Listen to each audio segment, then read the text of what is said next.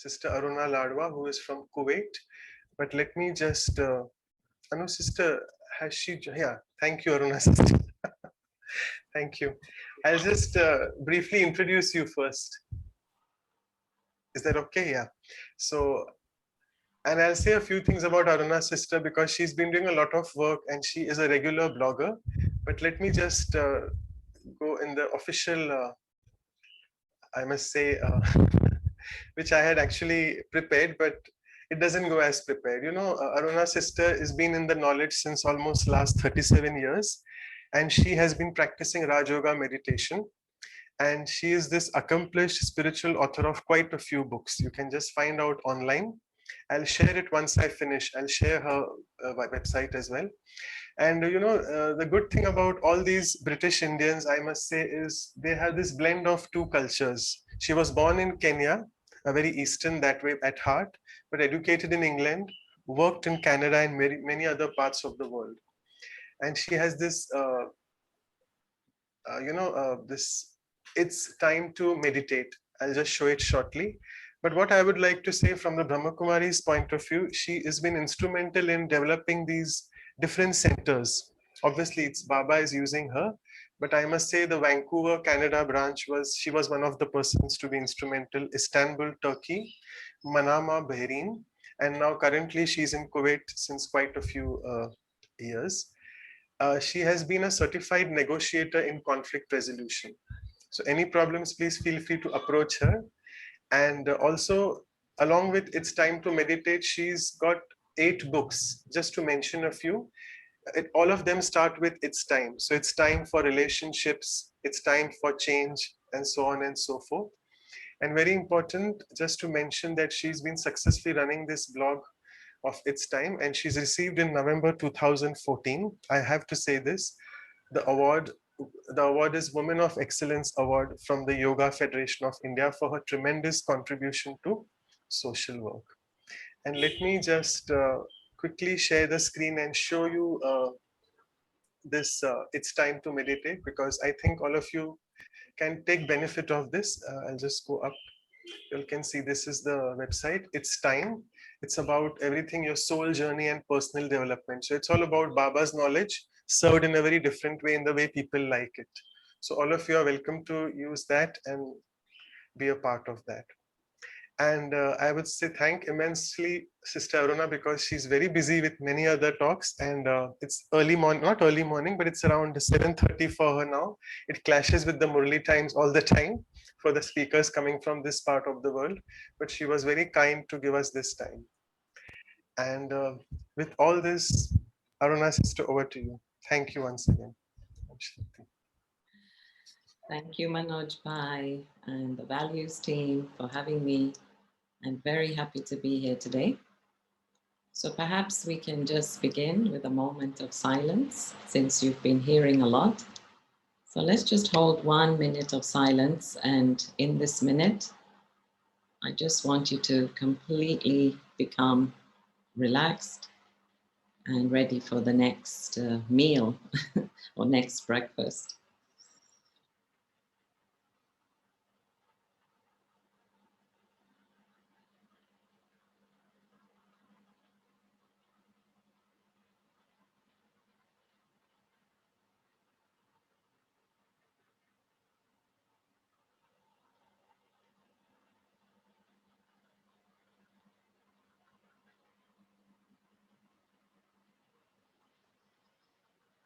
Om Shanti. So yeah, what are we doing when we sit for a moment of silence like this, or when we sit in meditation?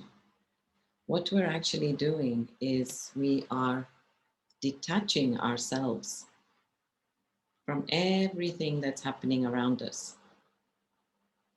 And we're trying to look inside, we're trying to feel our inner world. And maybe if there is a little bit of instability, some turbulence, we're trying to calm that down. We're trying to observe our thoughts. Why am I thinking like this? What's going on? So if you were to practice this throughout the day a few times, Just imagine how smoothly your day would go. Because we don't practice this ebb and flow in the day, that's why we get engrossed and affected by what's happening out there. Because we're not giving importance to what's going on inside. We think what's going on outside is more important. And so what do? We start to fix what's going on outside. When what we really need to do is fix what's going on inside. So really just take this, as Didi also had mentioned, the traffic control. It's checking the traffic of your thoughts, the traffic of your mind. And when there is a traffic jam, what do you have to do? You just have to sit still. There's no way you can go when there is a traffic jam, except wait and watch. And so really, if you find yourself in a very difficult situation, don't take any rash decision.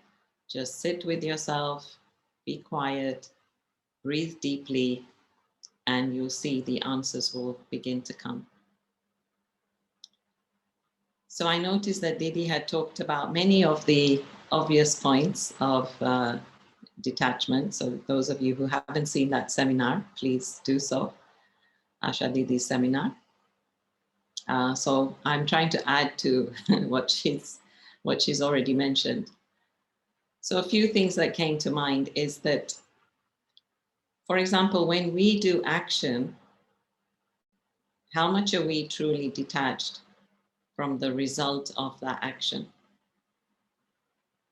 The fact that we are attached to that fruit means that we will actually damage that fruit.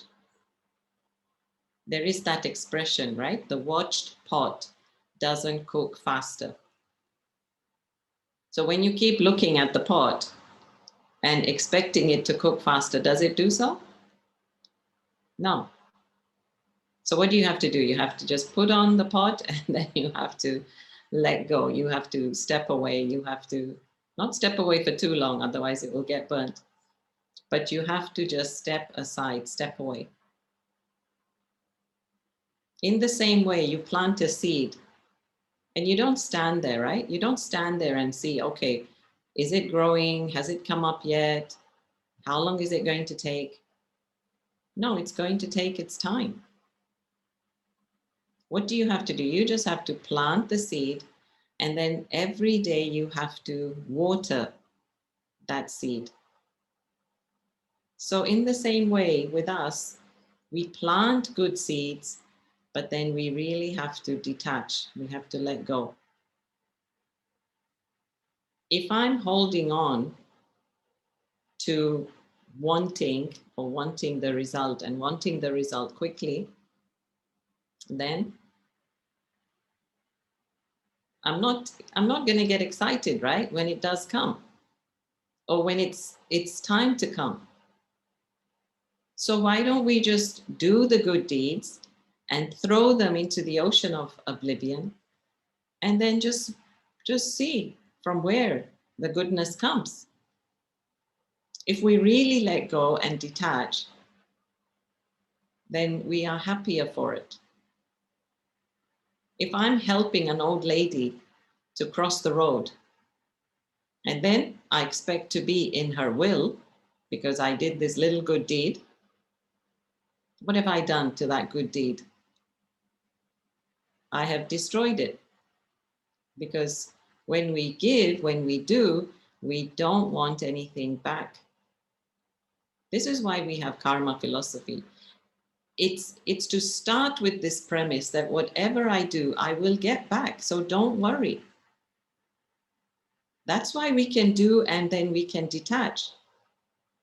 Because I don't have to sit there accounting all my good deeds. It's not my job to do that. The drama of life is keeping a good record of everything that I'm doing and with what detachment I'm doing it. You know, there's this story of this king. So he felt, okay, today I feel like going and giving a bag of coins to somebody and to make their day. And so the king went out, and as he's on his horse and he's got his people with him, he saw this man sitting under a tree. So he thought, okay, he's a good candidate. He got off his horse and he went to the man, and in his mind he thought, oh, he looks poor, he could use this money. But he didn't realize that this was a wise man. So anyway, he gave the wise man this bag of coins, and he said, this is for you. And the wise man grabbed the bag and ran. As he ran, the king ran after him and his men ran after him. And they lost him because the man knew the streets, and they lost him. Finally, the king thought, where can I find him? Let's go back to that same spot where we left him.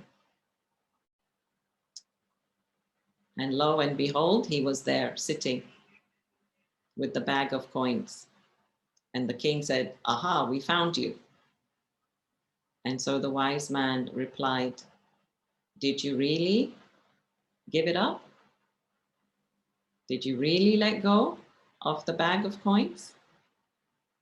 Because if we do, then it doesn't matter, right? What the next person does to it. If we really give something to somebody, it's up to them now what they do with it. But no, we want to know. We want to hold on to the result of the action.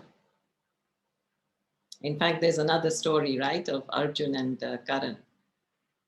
And so Arjun asked Krishna, why is Karan always remembered as the one who gives? I also give to everyone. I'm also generous.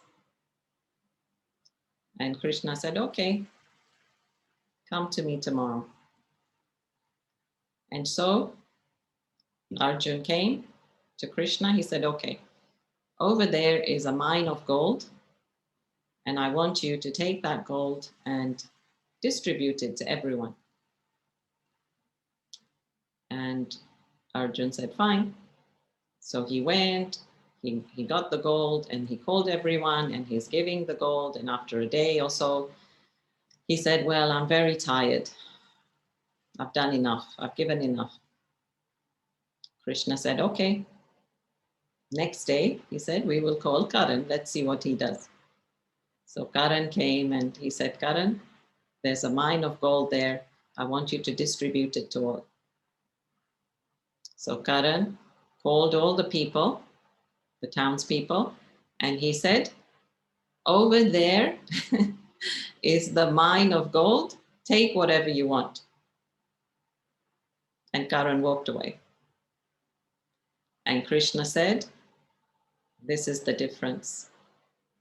Karan doesn't want any name or fame for what he's doing, and you want name and fame for what you are doing. So this is a good thing really about the Brahma Kumaris, that when you donate, it's a very incognito donation. We don't have anybody's name up anywhere. Even many of you are doctors, as you know, hospitals are built, but we don't really put anybody's name up on a board with how much they donated, because it's meant to be given privately, secretly, in the name of God, not in the name of public opinion.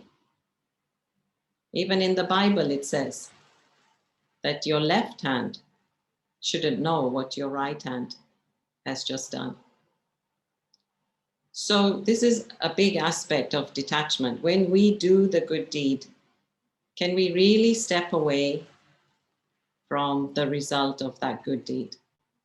And again, it's a very strange philosophy, because when we really step away, and I'm sure you've had this experience, when you really don't want something, that's when it comes to you, doesn't it?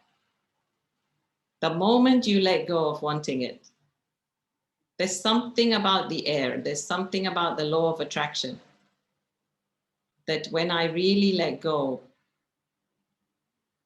then the universe says, okay, he is now or she is now ready to receive this. So when we were discussing this topic yesterday in our Dharana class, and I asked them, okay, what are the different words that are synonymous with detachment? And so some of the words were, of course, freedom, carefree, appreciation, respect. In fact, actually, if you think about it, it's many words, because once somebody is detached, as we say, they are loving. When somebody is detached, they can be patient. When somebody is detached, they're actually non-judgmental, right? So really, this one quality gives birth to many other qualities. So that's why sometimes when we don't know what to do or what to practice non-attachment. This is a Chinese, Taoist, one of the Taoist principles, which is Wu Wei, yeah, WUWEI, which is actually the law of not forcing, which is non-attachment. So think about it. When we are attached, what are we doing? We are imposing our opinion. We're imposing our ideas. And when we do that, again, we are putting pressure on the drama of life, whereas the drama of life should just be flowing. Like the example I can give you is the boat should actually be sailing, not rowing. We shouldn't have to row the boat. If we are a good sailor, we know how to navigate the wind and we can just sail and enjoy. They also say that if you know how the tree, if you know the grain of the tree, how it's growing, and you cut with the same grain, the same direction, then you can cut the wood easily. But if you don't understand this, then you're laboring all day and it's taking double the time. So my point is that really everything in nature is meant to go quite naturally. In our life, it's meant to go quite naturally. And that is by not getting attached. So what are some of these practical examples? So a practical example is, okay, if you're waiting for the bus, if you're waiting for a taxi, just wait. Really, if you wait patiently, it will come faster. But if you're there standing thinking, why isn't it coming? Look at the bus system, terrible traffic, whatever, taxi drivers. If you're having these negative thoughts, it doesn't speed up. The thing is that it's your energy. Your energy is attracting these things towards you. So if you are constantly focused on what is not working, you're just giving more attention to that which is not working. So of course, you prove yourself right because you say, see, I knew it's not going to work and it didn't. But how about trying the other way, which is let us try to be detached in that moment and allowing the flow. Even another example is like when you're waiting in the queue and there's like 10 people ahead of you. Honestly, my experience many times, whether I was waiting at immigration or other queues, they'll open another counter. And if you're alert and you're aware and you're in the moment, you'll notice the other counter being open and you'll head to that counter and they'll take you first. But if you're jumping and screaming in that moment, you miss the moment, you miss what's going on. And then of course you're frustrated. And who wants to help a frustrated person? Nobody. So this is another point, really, that detachment means to really go with the flow. Allow things to happen naturally. See, when I mentioned about you watering the seed, you're just watering the seed. You're not checking up on it, right? You're not telling the seed, okay, grow faster. No. What is our duty? Our duty is to do our bit. And then our duty is to let go. Even in Kuwait or the Middle East, they have a very nice expression, which is you tie the camel and then you leave it to God. Yeah, you don't say, oh, God will take care of my camel. No, first you have to tie the camel somewhere. You do your bit, and then you allow God to do his bit. So when I'm allowing God to do his bit, then what am I doing? I'm stepping away. I'm letting go. And let me say here that it's also not just letting go of the, okay, let me explain what I mean. See, sometimes people, let's say, for example, there's a school teacher and she has her son studying in school. And then she announces, see, my son was truant and I'm going to punish him. I'll punish him equally like I would punish any other child. Okay? So in front of the assembly, she tells her son off, see, you shouldn't be doing this. And she's trying to look fair. Okay, so she's not attached to her son, but she's attached to her sense of justice, her sense of discipline, right? She's attached to some value system.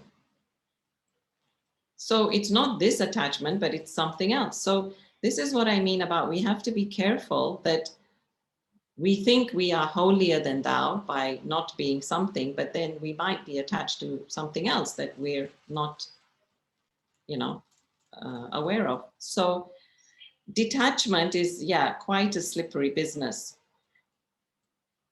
So we cannot judge that this one is detached or this one is not attached. We just don't know who's attached to what.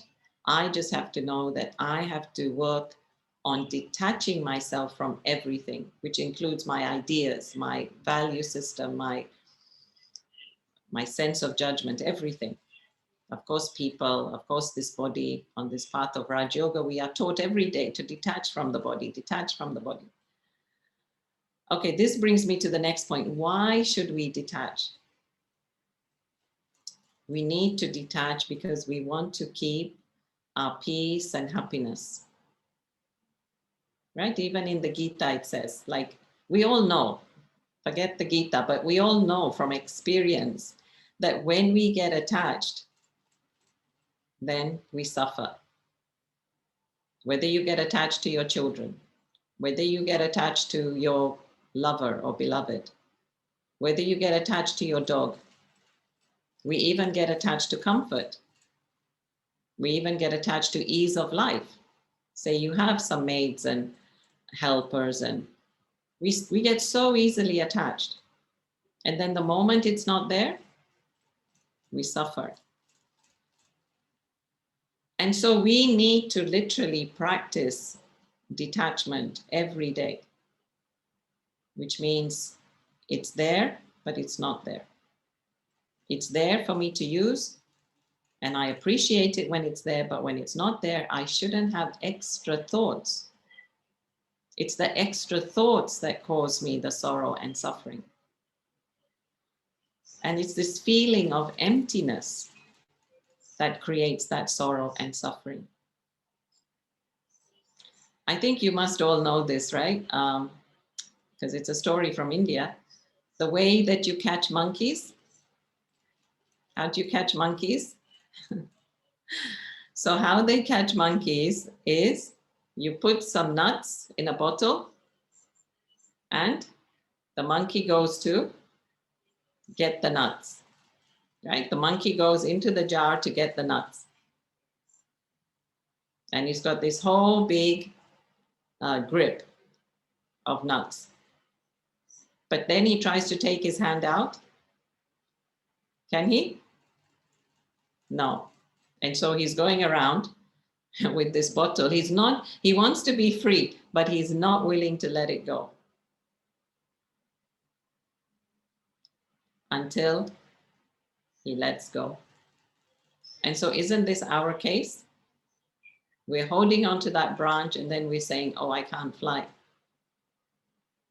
So on the one hand, we're saying, I want to be free, but then I'm the one that's not letting go. And so what is the jar? What does the jar represent for you? What does the nuts represent for you? What is it that you are holding on to? Just take a check. Today is Sunday for you, right? It's a working day for us, but it's a holiday for you. So take a check today, make a journal. What are the things that I'm holding on to that is not allowing me to experience the freedom? Because think about the monkey. The monkey wants to jump from branch to branch, but how can he do that with this big jar in his hand? And so it's the same with us. We have all this luggage with us, the burden of luggage, of attachments, and yet we're not able to fly. And then we wonder why we're not able to fly. So this non-attachment it's there because this is what we are practicing, really. The Brahma Kumari's lifestyle is that, you're in the world, but you are free of the world. In other words, it doesn't have a clasp over you. You're in the world, but you're not a slave to the world. You're the master of it. As soon as I give away my power, what's happening? As soon as I give away my power, I lose my sense of self. I lose my identity. And when I lose my identity, I'm lost. That's why we say I'm lost. I'm confused. I have no sense of direction. I don't know who I am. I don't know where I'm heading. And then we start our search, right? So wouldn't you say that Corona has made all of us so detached? Yeah, but it's made us detached by force. That's why we don't like it. When something is imposed on us, that's why we don't like it. But if we had chosen to separate or not see each other by will, then we would be okay. So yeah, that's what I'm underlining, that we are free spirits and we don't like to be forced. I'd like to share a few stories now about Brahma Baba, the founder of the Brahma Kumaris, and for you to see how he practiced detachment. So Brahma Baba, as you might know, was a jewel merchant, and he actually specialized in diamonds, good quality, high quality diamonds. And he was working with many kings of his time. So he wasn't just dealing in little jewelry and rings and earrings for the general public. He was mostly dealing with royalty and making huge things for them, like shields and swords and crowns, and whatever ornaments or whatever they wanted to bestow as a gift to another state or whatever. Now you can imagine he's dealing with all these diamonds and he has a few children who are naughty. And so he lived in Calcutta, opposite that market, what is it? Hog Market. And so his accommodation was on the top and the, जैसे हम कहते हैं गद्दी, उसकी गद्दी was on the first floor. So the children would just come down into the shop. And they would come down and They would just take whatever, some box of diamonds, and they would just sprinkle it. They think it's like Smarties. And they just throw the diamonds. Now imagine if this happened to you. Imagine you had this precious box of diamonds and your kids came and they just flung them across the room. How would you react? And Brahma Baba very calmly, he said, children, okay, it's time to go home. He didn't reprimand them at all. And we heard this firsthand from Dadi Nirmal Shanta, who's the daughter of Brahma Baba. She's passed away, but we heard it from her own mouth. And so just imagine how detached he was. Just imagine. He understood, what did he understand? He understood that my peace, my sanity, my love for them was far more important than these diamonds. And look at us, what do? When something like that happens, we get right into the situation, right? We throw ourselves into that situation and we start, as I said earlier, starting to fix it and fix them. Why did you come? What are you doing? You shouldn't have done that. But it was, the way he responded was good for him and good for them. Because what did they learn? What did they learn as they were growing up? They learned how we can respond to life. So if somebody does this to me, this is how I'm supposed to respond as well, in a very loving but detached way. There's another story of Brahma Baba too, and this is told by Shiv Kumar Bhai, and he said that he was doing the gardening in up there, Pandoban, Mount Abu, and he was good. I mean, he did a good job of planting everything, all the flowers and everything. The fruits were growing nicely. And then one day, again, the monkeys, they came and they rampaged the garden and they stole some fruit, and he was quite upset. And so he went to Brahma Baba and he told Brahma Baba, he said, Brahma Baba, look, this is what's happened today. And Brahma Baba laughed, and Brahma Baba said, but child, where are the monkeys going to get their fruit from? Are they going to go to the bazaar to buy their fruit? And again, he just lightened him. So it's true. Where do the monkeys get their food from? Okay, agree. We don't like the way they did it. But what can we do, right? Why should we lose our peace just because a few monkeys wanted to live? And then there's the story also of Vishwa Kishore Dada. So he was terminally ill and he was in Mumbai. And so Baba knew that he's not got long to live. And so all night he was sending him light and might. We call it Sakash in our language. So in his meditation, Brahma Baba from Mount Abu was sending light and might to Dada Vishwakishore. And the next morning he left his body. And then everybody asked, okay, should we bring the body to Mount Abu?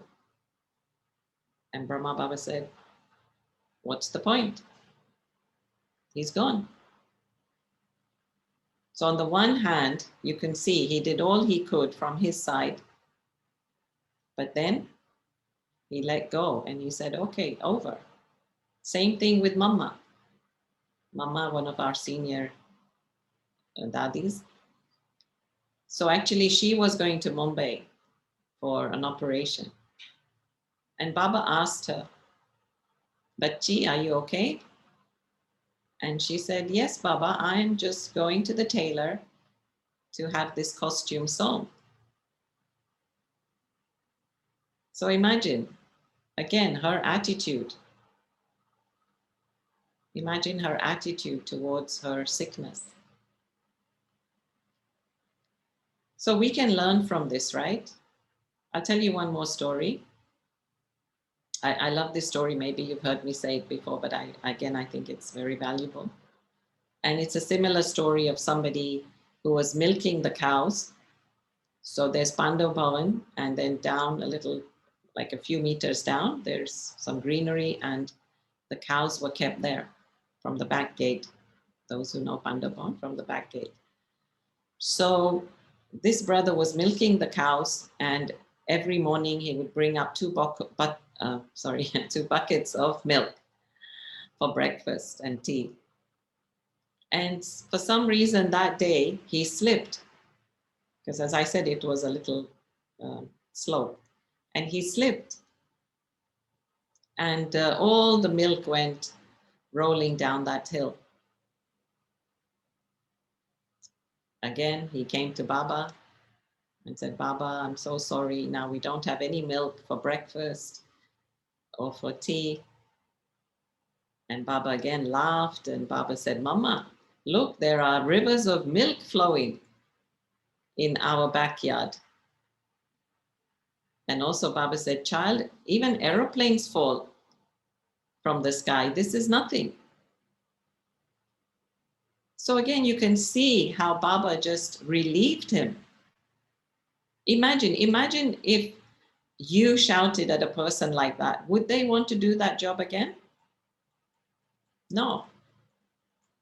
But again, Baba made it so light, and Baba said, it's okay, child. Everything will be okay. And so that child agreed to do it.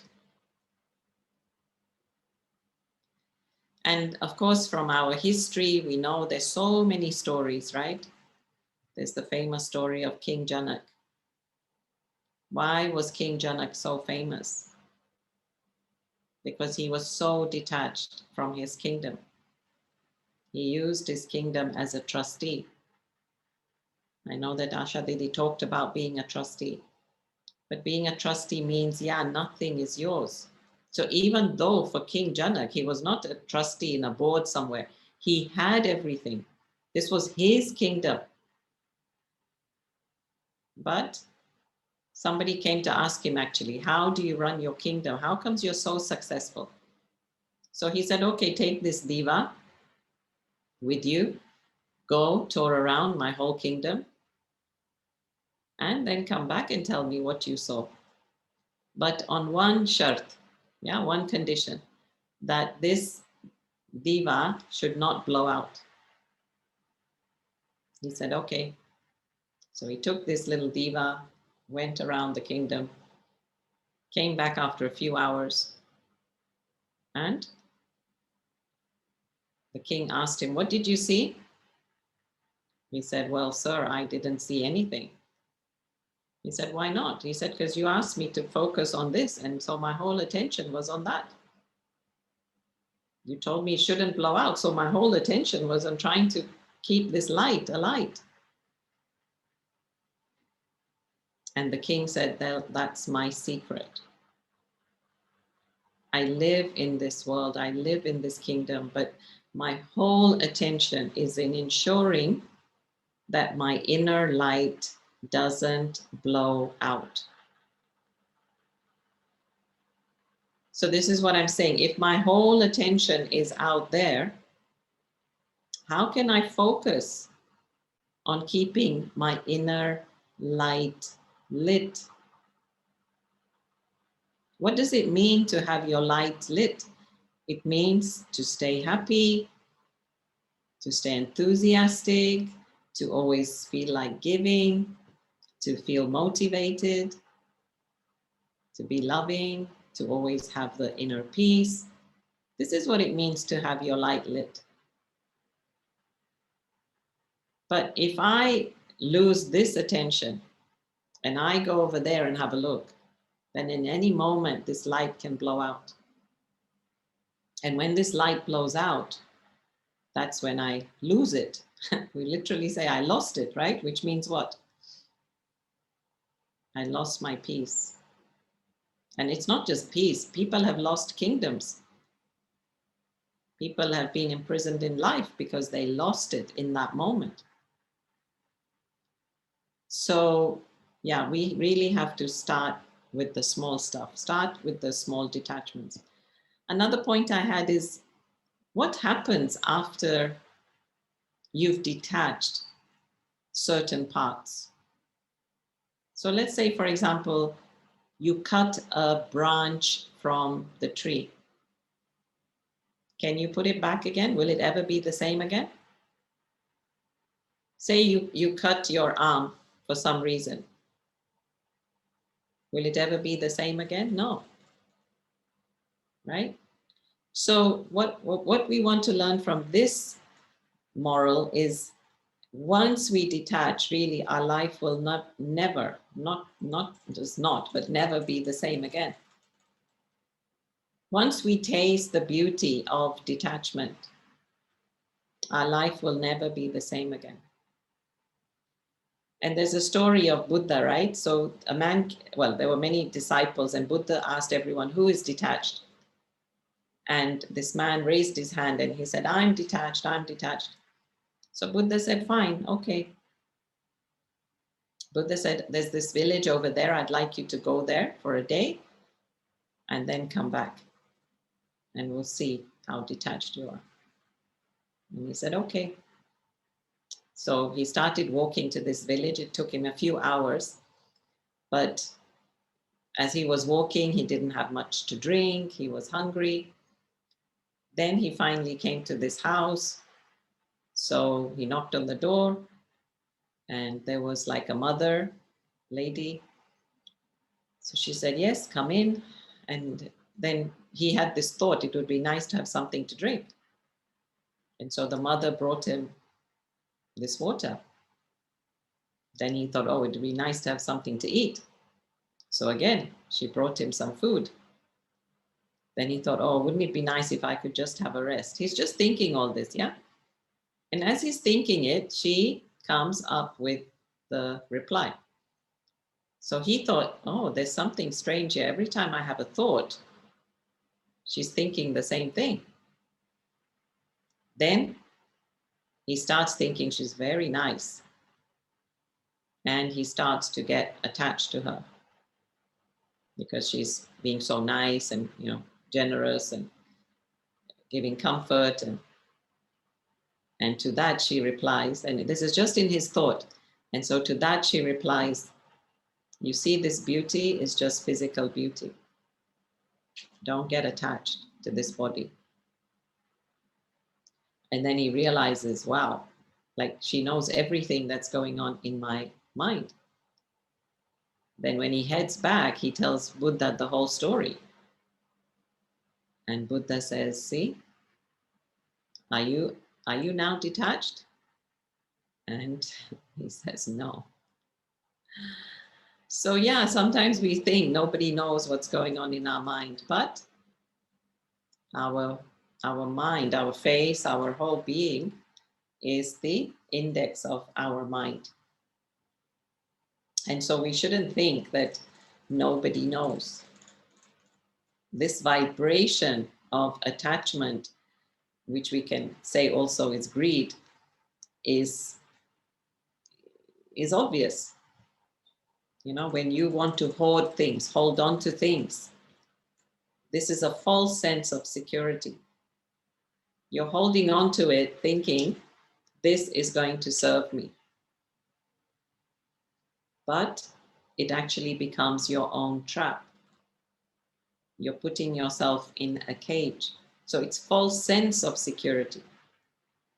We call it Maya, right? In English, we say Maya is illusion, that which it is not. So it gives the false pretense that I will give you comfort and I will give you protection and I will give you everything, but ultimately it's a trap. And so really the only way forward is a sense of detachment. So I'm going to stop here, and I'm happy to take any questions or whatever you'd like me to do. Thank you so much. We would just want you to go on and on with so many beautiful stories. You make everything so simple. That's your specialty, and it was wonderful listening to you. So if anyone has a few questions, we could take a couple of them and then go in the meditation mode with Didi. And should I do one thing? I'll do the announcements for the future, and then we'll go in the meditation and then depart after meditation. Yeah. So if anyone has a couple of questions, Anurag, you have raised your hand. You can just ask your question. I hope you can unmute yourself. Yeah, Om Anurag, go Shanti. ahead. Yeah. Aruna Didi. Om Shanti. Assalamu alaikum. Good to see you in person after a long time. Thank you for this valuable session. Your sessions have always been very, very helpful and a lot of learning. And I'm so lucky that Baba has given us a beautiful sister, and how I have been linked to you through London and through, I don't know how many of brothers and sisters know, but I call them three musketeers. All these three sisters are doing so much seva, so much learning from all three. And I've been very lucky to meet all three of them and have learnings from them. So Aruna Didi, this detachment, of course, the stories and what you've just said is beautiful. It's great learning. But for a person like me who's got a 6-year-old daughter and a joint family, what do I do? What do I do on a daily basis? A very simple, easy process, how to detach from this inner circle of your materialistic things. As somebody said earlier, it's probably we can practice, but when it comes to your relations, your family, friends, loved ones, how do you get that practice of detaching yourself to them? Recently, we've all, probably in India especially, a lot of us have lost our friends, family in recent past. So there's a lot of pain, a lot of sense of loss of someone you were so close to. I'm practicing, but I'm still not able to resonate the fact that it's something. I mean, as per drama, yes, I am aware that drama would probably bring in something, and some, as per the scene, if somebody has to go, they have to go. It's simple. But then somewhere down the line inside, I dread the fact that someone close, if that happens, then how I'm gonna, that fear, and then that sense of losing, how I'm gonna face. So I want to practice that. And what is that simple or not simple? I don't know what you call it, but how do I practice that on an everyday basis? Is that my question? Yeah, so the knowledge of Raj Yoga is amazing, especially for this, because every day we are practicing being a soul. Now, I know you're saying you're in a family, you have children, but yes, they are also a soul, and each soul is on their journey. Now, you are there as a caretaker for your 6-year-old. So yes, it's your duty to guide her to the best of your ability, but you cannot dictate what her life is going to turn out to be. And I always share this example of the sister here. Maybe some of you know her, Mona. So she's one of our right hands here in the Arab world.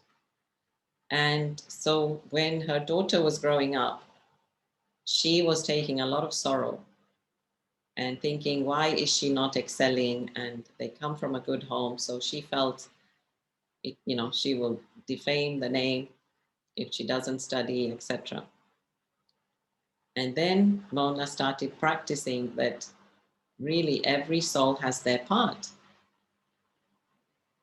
And that is her part, and I have to let go of trying to dictate her part. And so mentally, Mona started practicing this, that let me just see her role different. I'm not her mother. Well, I am, but I'm not. And she's got her own life. She's now mature. She's sensible. And so she's using the knowledge of the drama. She's using the knowledge of these different roles we play. And every day practicing soul consciousness, taking power from God. And then emotionally, this is the important word, emotionally, she is detached.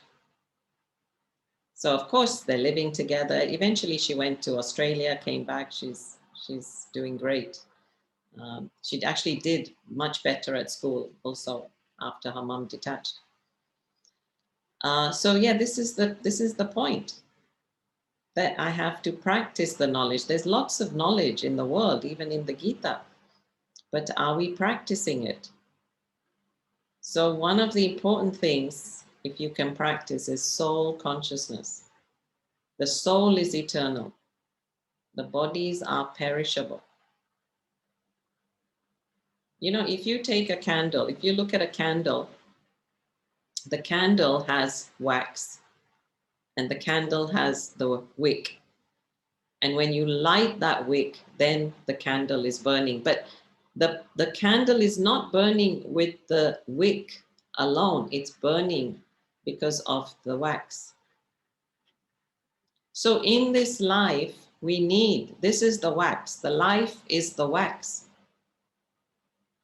Okay? I am the wick. And then God's light lights me up. And then I'm able to burn well. Because now I've understood the relationship between the wick and the wax.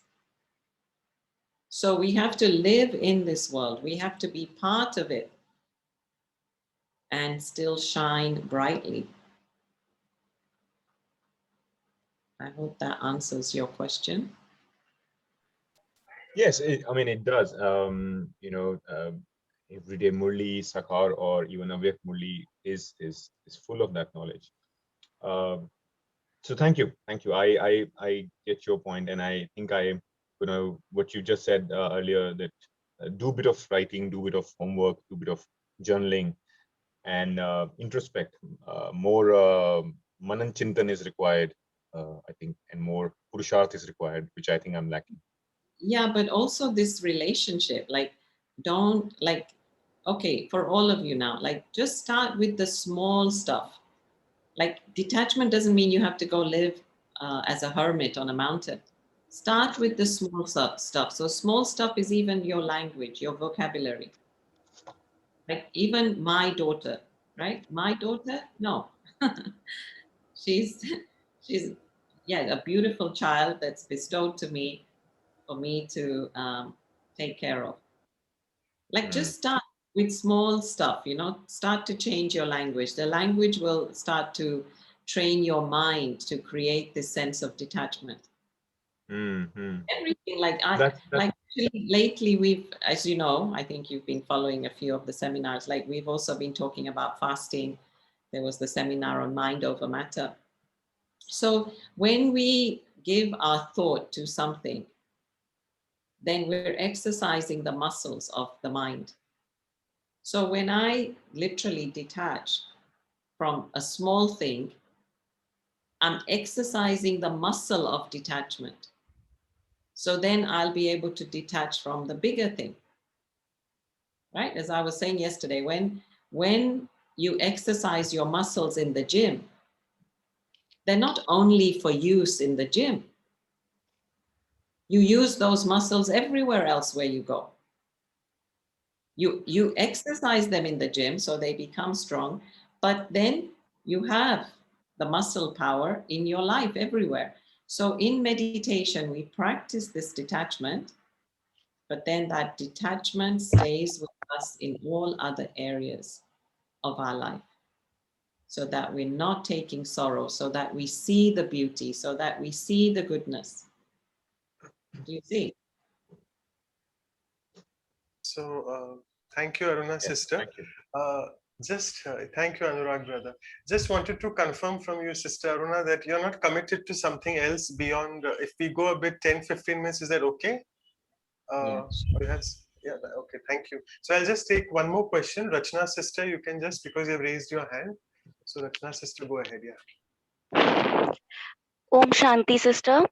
Thank you for this opportunity. My question to you is that in the Murlis, Baba emphasizes that this old world is a graveyard, and we should renounce everything, our body, relations, everything in this old world, and think only about Alpha and Beta, Baba, and the inheritance and the gift of paradise that he brings for us. So sometimes I feel, is it in some way a shift of attachment from what is in present to the future? It's just a shift and not actually getting detached. Yes, you're right. But let's understand why he does that. So that I don't experience pain and sorrow. Like, it's not that God wants to cause us any distress. God doesn't want us, to feel upset or to feel deprived. But he's telling us this so that we don't experience any further pain or sorrow. So yes, you're right. It's not the actual attachment itself, but it's the pain that comes with it. We haven't mastered it. We haven't mastered to be with it, whatever it is, and to not take sorrow and suffering. So the only obvious way is to detach from it. And actually, if you think about it, when we have attachment to things we love or things we like, we don't really call that attachment. We call it an interest, or we call it a hobby. But hidden within the word attachment is this sense of, yeah, I know I'm going to suffer. So it is a derogatory term. But anyway, let's not get into the semantics, just for us to understand that, yes, because the soul cannot live in a vacuum. So Baba's then providing us, like, for example, a spiritual family, right? Baba says, okay, detach from that family, but then he gives us a spiritual family. Then he says, okay, renounce your sleep. Okay, if I renounce my sleep, what do I do? Okay, then you sit in meditation. You have early morning class. So he's filling that space with something that's more elevated, more divine. And yes, for a good reason. Okay, thank you, sister. And it pains me if I don't take one more question. Sister Vinaya, that will be your last question. And if it's Vinaya, sister, yeah. Yeah. Om Shanti Didi. My question to you is, like, ever since I've been exposed to this knowledge, there has been a lot of changes. So in case of detachment, I am in a dilemma, whether I did the right thing or no, so I was confused because this friend, the value systems was not matching, so I was in a dilemma, whether to continue with the friendship or not. So my inner voice told me, walk away when the values are at compromise. So but knowing the other person as a soul or the child of God, the soul power is decreased. But I think if that's breaking my sadhana, is it right that I blocked the person, and I don't want my sadhana to be broken anymore. So but I think at the outer world the detachment has occurred, but my mind at times goes back, and again in a dilemma, did I do the right thing? So please guide me on this, Didi. Thank you. Yeah. Yeah. So there's this story of these two brothers, right? And so one of them is an alcoholic and the other one is, so let's say saint and sinner, okay? So one is a saint, always likes to spend his time in the temple, and the other one is a sinner. And anyway, the point is that they decide to reverse the roles. But as they decided to reverse the roles, what are they thinking?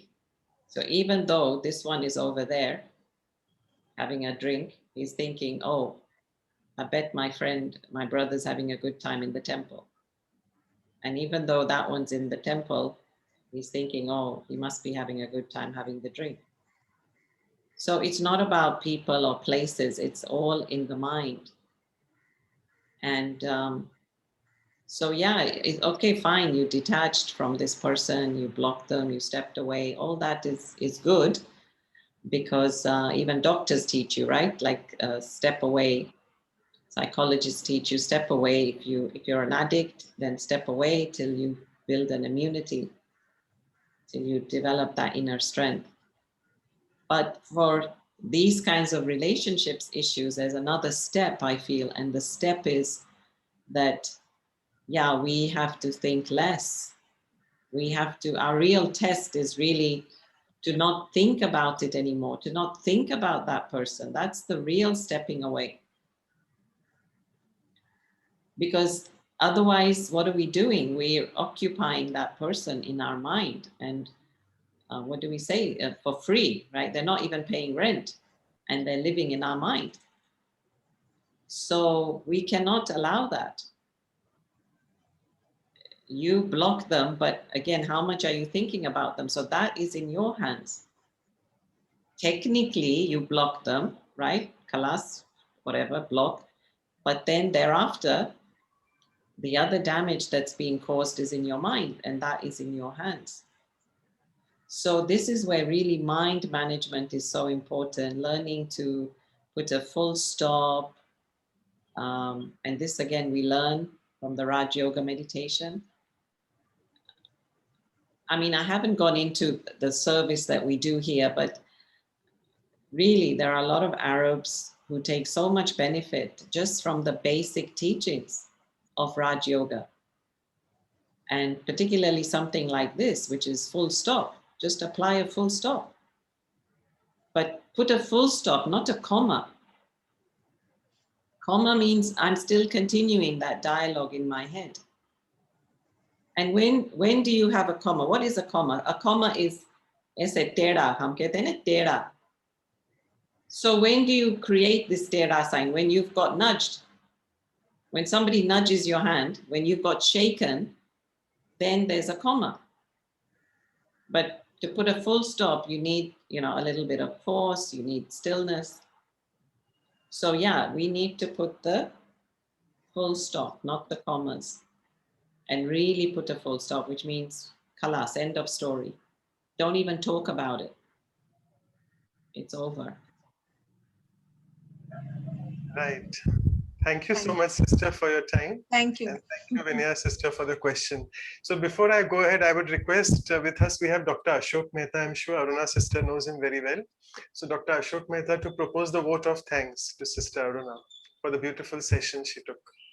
Wow, that's my honor. What to say, Dr. Mehta? So lovely to have you here. Thank you so much. It's been a great pleasure to listen to Aruna Ben. Once I remember a few years back, she ran a program in Madhuban. It was in Jan Sarovar. It was so entertaining and interesting. And till then, I did not know much about Aruna Ben. Of course, I'd met her several times, but I didn't know her beautiful ways of communicating. I think she's a master communicator. The beautiful stories that she has told takes the message back to your heart. Thank you, Aruna Ben, for giving us an opportunity to have your experience on detachment. I think you are a wonderful person. You are detached, obviously, because you left so many beautiful things to work in a difficult area in the Middle East. But I know that what you have achieved is tremendous. Once again, thank you very much. Thank you, Doctor. Thank you so much. Thank you, Manoj Bhai, also. Thank Thanks. you to everyone. Okay, thank you so much. It's still there, a few more minutes. Sorry. So, Anu sister, you wanted to do something? Yeah. So there's a request from Vancouver, and this request has come today from the Vancouver team. And you're the Vancouver person instrument from the beginning. They wanted to shuffle this time half an hour earlier. So I think Anu sister, if you want to show the poll, few people have left, but we are still 70 of us.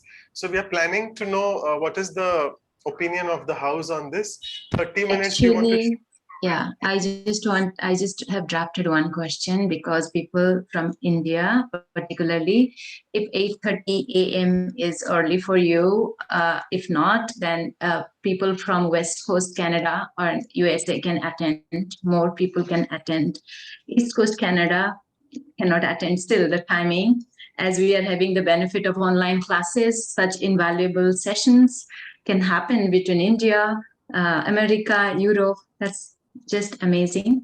So just wanted to say this much, that one question, please answer from India participants, that if we make the sessions half an hour before, that is start at 8:30 a.m. Can you see the poll? Yes, we can see. Yeah. Could you please reply to that if you prefer, and People we have can then. started, Anu sister, people have started doing it. So they are doing it. Yeah.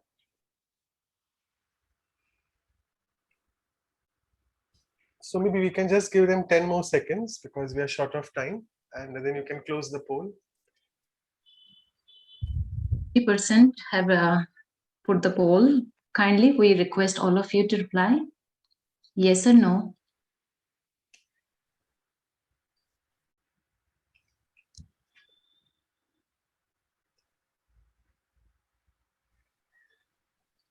Okay. Anyone else want to reply? Because it's only. Anu sister, sorry to interrupt. 80 people are saying yes, so I think that's a unanimous yes. That is 80%, but 50% have replied. It's all still 30. That's majority wins. We have less time, Anu sister. Sorry for that. So majority Yeah, has said okay. It's fine. I'll share the result. So okay, 50% people replied and 82. So we'll go ahead with earlier. Okay, thank you, Manoj Prakhar. Sorry for that, because it's already 11:10 and people have started leaving. So I'll just share the screen and do the announcements. And in India, Hindi में हम कहते हैं हमारा दीदी आपके लिए खास, हमारा एक से पेट नहीं भरता है. So we make sure that you will be doing 2 consecutive sessions with us, and you have done a yes for that. So let me just share our announcements. Continuing this Values for Life, next episode is on economy. We are very fortunate. An avatar of economy is with us, Sister Jayanti. She's so kind enough to give one more talk. She had spoken on one before as well on humility. So it's again on 12th June. We are doing this on Saturdays now, so that more people can from the West Coast attend.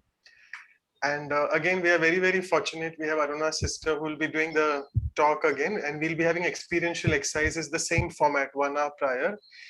And Aruna sister will join again on 20th June. So thank you so much, Aruna sister, for that once again.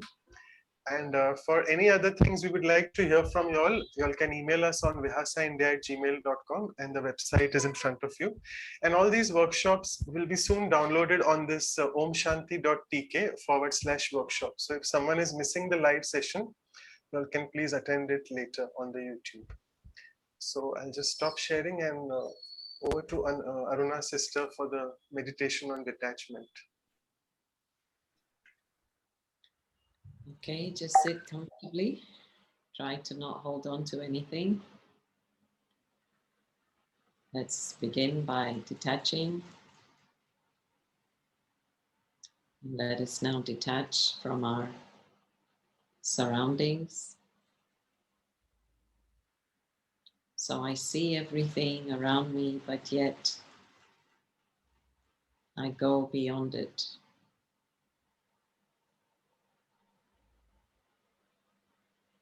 So I'd like you to imagine that, like a bird, you are flying upwards and outwards,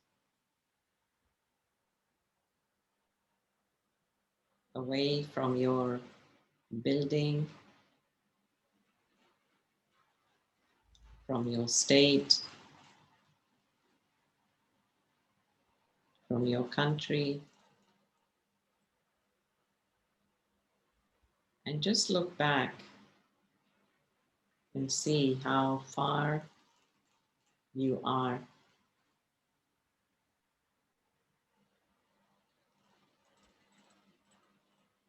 And everything down below looks so tiny. Everything looks so irrelevant.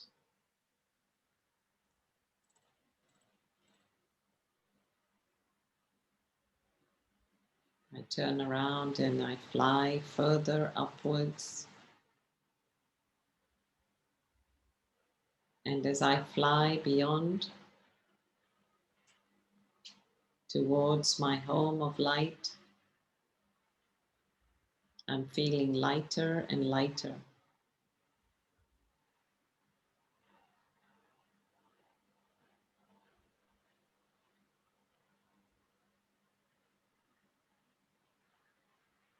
I arrive at my home of light, and there in front of me is the supreme light.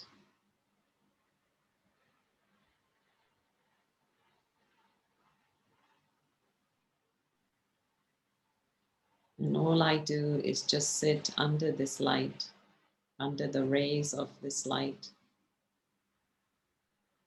and I allow God's light to completely wash away any hurts, any fears, any doubts, any worries.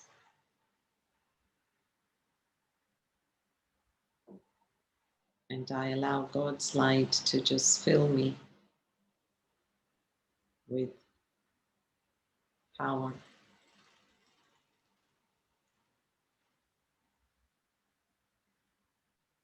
So very much like sunbathing, I'm bathing now in God's light.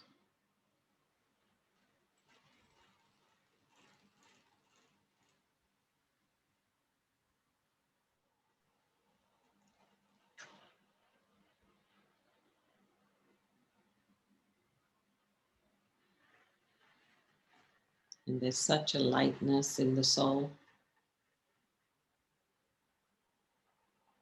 feeling absolutely carefree and free.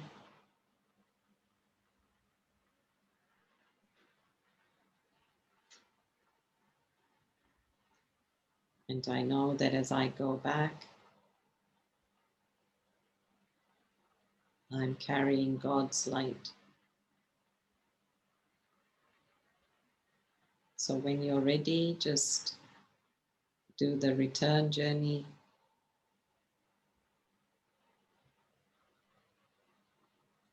Coming into the universe, back into the ether, back to your country,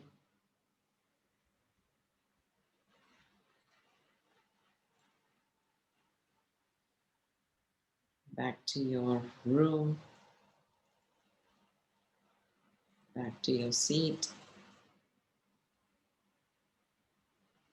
and back to the center of the forehead.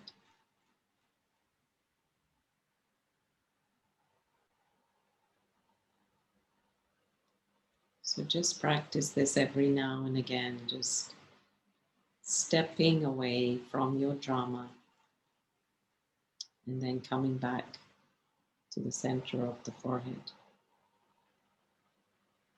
Thank you. Om Shanti.